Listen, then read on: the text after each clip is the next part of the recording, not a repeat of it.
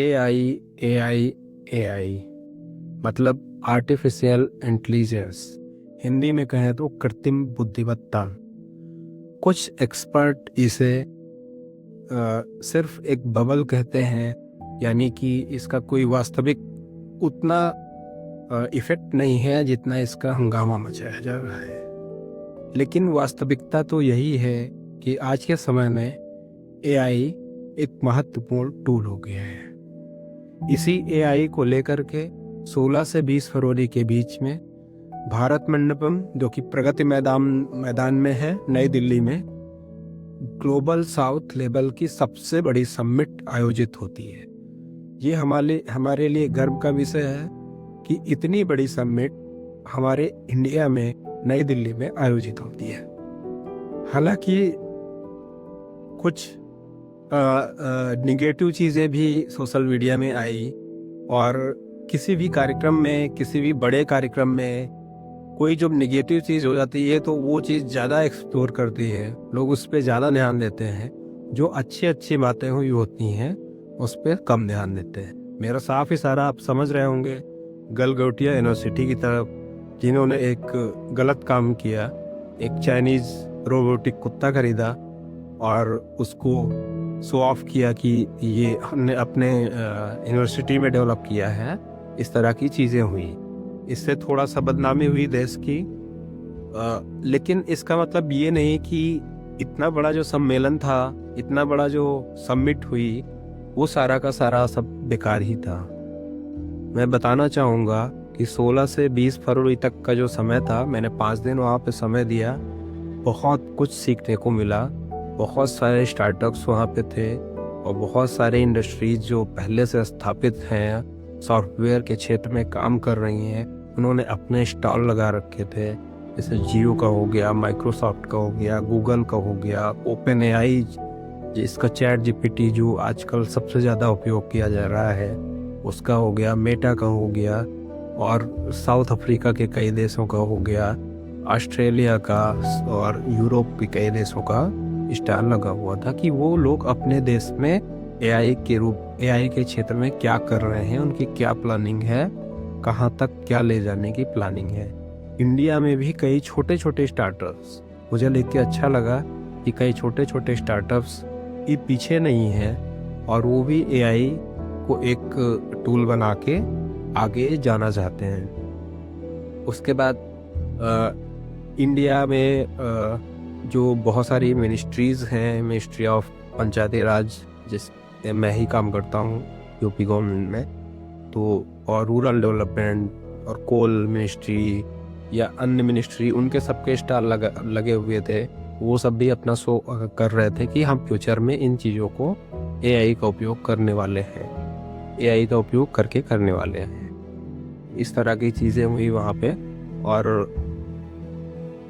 बताना चाहूँगा कि जो हमारा मंत्रालय है, पंचायती राज मंत्रालय, मिनिस्ट्री ऑफ पंचायती राज जो सेंट्रल का है, उसमें उसके स्टॉल पे 2 नई चीज़ें बताई गई हैं। एक तो एआई हमारा पहले से आ गया है, एआईए, जिसका हम लोग पंचायत सचिव लोग यूज़ भी कर रहे हैं, सभासार एआई करके। इसमें होता क्या है कि ग्राम सभा की बैठक जैसे होती है, तो इस ऐप को आप ऑन कर दीजिए। और चूँकि लंबी बैठक होती है कि पहले सचिवों को बहुत लंबी उसकी कार्यवाही लिखनी होती थी, बहुत सारा समय जाता था और भी चीज़ें होती थी। तो ये ऐप क्या करता है कि जो पूरा ग्राम सभा की बैठक हुई घंटे 2 घंटे की, उसके ये 2 मिनट्स तैयार कर देता है। मतलब 5-10 मिनट का एक समरी तैयार कर देता है, जिससे आप थोड़ा बहुत एडिट करके अपने डॉक्यूमेंटेशन में सम्मिलित कर सकते हैं। इसके बाद मिनिस्ट्री में हमें बताया गया कि जो है आगे हम लेके आ रहे हैं ई ग्राम साथी ऐप, जो कि हम इंटीग्रेट करेंगे ई ग्राम स्वराज पोर्टल से ही। आज के समय में कई सचिव साथी परेशान रहते हैं तकनीकी समस्याओं से जो पोर्टल पे आती हैं। कभी आईडी नहीं निकलती है, कभी पेमेंट नहीं होता है, कभी पेमेंट रिजेक्ट हो जाता है, या इस तरह की अन्य समस्याएं, जियो टैग होने में दिक्कत आती है। MXN सॉफ्ट दिक्कत आती है, इस तरह की कोई भी जो समस्या है उसके लिए वहाँ जो मिनिस्ट्री ऑफ पंचायती राज के अधिकारी थे, उन लोगों ने बताया कि हम ई ग्राम साथी नाम का एक chat bot AI chat bot लेके आएंगे जो ई ग्राम स्वराज पोर्टल से इंटीग्रेट हो जाएगा। वहाँ पे अपनी कोई भी टेक्निकल प्रॉब्लम या कोई भी जानकारी आप लेना चाहें तो उसमें टाइप करके या स्क्रीनशॉट डाल के ले सकते हैं, आपको काफ़ी वहाँ पे हेल्प मिलने वाली है। दूसरी चीज़ जो उन्होंने बताई वो ये बताई कि प्रमाण करके ऐप हम ला रहे हैं जो कि MXN सॉफ्ट से इंटीग्रेट हो जाएगा। जो हमारे पंचायत सचिव साथी हैं वो प्रधान साथी हैं वो जानते होंगे कि MXN सॉफ्ट ऐप पे जियो टैग जैसे कोई भी निर्माण कार्य है या कोई भी काम हम ग्राम पंचायत अपने करा रहे हैं तो उस पर जियो टैगिंग होती है 3 स्तरों की, बिफोर वर्क और ड्यूरिंग वर्क और आफ्टर वर्क की। उसके बाद उसका पेमेंट का प्रोसेस होता है। तो जो MXN सॉफ्ट है उसको जो नया प्रमाण ऐप आएगा उससे इंटीग्रेट कर दिया जाएगा, ऐसा उन्होंने बताया। ऐसा इसलिए किया जाएगा कि वहाँ पे उन लोगों ने रिव्यू किया तो बता रहे थे कि कुछ लोग जैसे कि ब्लर फोटो या फोटो से फोटो या ब्लैंक फोटो या बिना साइट पे गए फोटो ऐसे खींच देते हैं और पेमेंट कर देते हैं। तो उस चीज़ को रोकने के लिए प्रमाण ऐप ये AI ऐप रहेगा। तो ये ना ब्लर से मतलब फोटो से फोटो लेगा, ना ब्लर फोटो लेगा, ना ब्लैंक फोटो लेगा।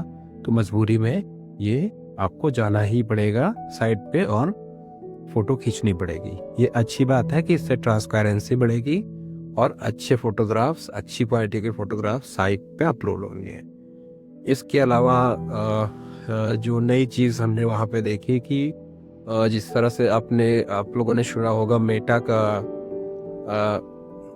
फ्रेम चश्मा आने वाला है, वैसे जियो भी इस पे काम कर रहा है, जियो फ्रेम।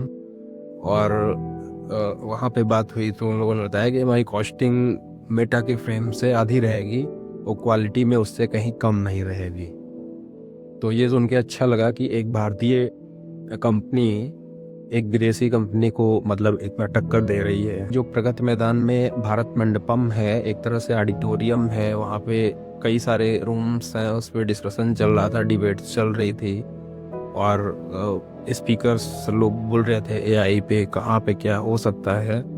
तो उन चीज़ों को मैंने सुना और वहाँ पे बहुत सारे लोगों ने सुना, देखा वहाँ पे और अच्छी चीज़ें सीखने को मिली। साथ ही साथ जो है कई बड़े वहाँ पे आयोजन हुए, काफ़ी देर तक चले। भारत सरकार के आंकड़ों के हिसाब से वहाँ पे 50+ जो है कंट्री के राष्ट्राध्यक्ष या राष्ट्र प्रमुखों ने भाग लिया इसमें। 100+ जो है कंट्री से लोगों ने की कंपनियों ने यहाँ पे पार्टिसिपेट किया। 40+ CEOs ने, बड़ी बड़ी कंपनियों के CEOs ने यहाँ पे पार्टिसिपेट किया एज ए स्पीकर या एज ए जो ही विजिटर एग्जिबिटर यहाँ पे पार्टिसिपेट किया। एक ये बहुत बड़ा AI मतलब समिट हुआ और मैं तो इसको 100% सफल कहूँगा। और ये कहूँगा कि मतलब भारत जैसा देश अगर AI के क्षेत्र में बढ़ने के लिए इतना प्रयासरत है तो ये बहुत अच्छी बात है हम लोगों के लिए, क्योंकि आने वाला समय AI का है, ये चीज़ हमें माननी पड़ेगी और इसको लेकर अपनी स्ट्रेटजी बनानी पड़ेगी। कोई भी किसी भी क्षेत्र में है तो उसको AI का उपयोग करना पड़ेगा, चाहे कोई स्टूडेंट हो या कोई लॉयर हो या डॉक्टर हो या सॉफ्टवेयर इंजीनियर हो या क्लर्क हो या गवर्नमेंट एम्प्लॉई हो। अगर वो किसी भी क्षेत्र में है तो AI टूल्स जो तमाम आ रहे हैं धीरे धीरे, उनका उपयोग करके वो अपनी लाइफ को और अपने वर्क को काफ़ी आसान बना सकते हैं। तो ये चीज़ें उनका एक बात कहना चाहेंगे कि जैसे है इतना बड़ा आयोजन होता है तो कहीं ना कहीं कोई ना कोई कमी हो जाती है। तो गलगोटिया यूनिवर्सिटी वाले उस प्रकरण को अगर हम बुला दे तो ये बहुत ही अच्छा आयोजन हुआ और बड़े गर्व की बात है कि इंडिया में हुआ। और जो ये गलगोटिया यूनिवर्सिटी वाला हुआ उसके लिए तो खैर ठीक ही है जो भी था, ना कि पूरा का पूरा बहुत ही अच्छा रहा वहाँ पे।